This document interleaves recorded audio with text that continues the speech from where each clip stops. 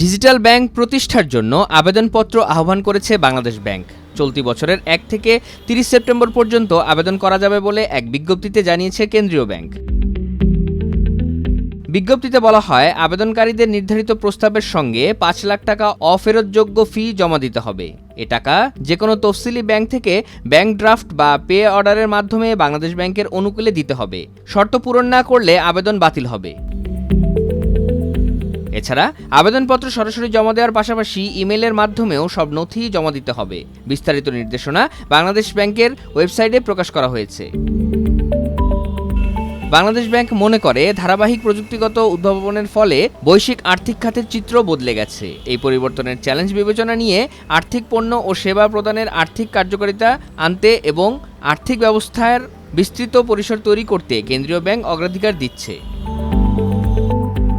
এর আগে 2023 সালের 14 জুন ডিজিটাল ব্যাংকের নীতিমালা করে বাংলাদেশ ব্যাংক। সে নীতিমালা অনুযায়ী ডিজিটাল ব্যাংক প্রতিষ্ঠার জন্য ন্যূনতম পরিশোধিত মূলধন ছিল 125 কোটি টাকা। সম্প্রতি কেন্দ্রীয় ব্যাংক তা বৃদ্ধি করে 300 কোটি টাকা করেছে। প্রচলিত ব্যাংকের লাইসেন্স পেতে প্রয়োজন 500 কোটি টাকা।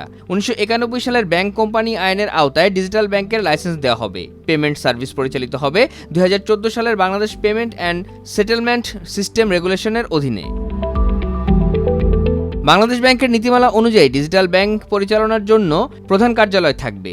সেবা দেওয়ার বেলায় স্থাপনা লাগবে না, অর্থাৎ এই ব্যাংক ওভার দ্য কাউন্টার সেবা দেবে না। ডিজিটাল ব্যাংকের নিজস্ব শাখা বা উপশাখা, এটিএম, সিডিএম অথবা সিআরএমও থাকবে না। সব সেবাই হবে অ্যাপ নির্ভর মুঠোফোন বা ডিজিটাল যন্ত্রে। আগের সরকারের সময় ডিজিটাল ব্যাংকের লাইসেন্স দেওয়ার উদ্যোগ নেওয়া হয়, যদিও তা রাজনৈতিক হস্তক্ষেপের অভিযোগ রয়েছে। তখন 52টি প্রতিষ্ঠান আবেদন করে। এর মধ্যে নগদ ও করি নামে 2টি ডিজিটাল ব্যাংকের অনুমোদন দেওয়া হয়, কিন্তু অর্থায়ন নিয়ে প্রশ্ন ওঠায় সে প্রক্রিয়া এগোয়নি।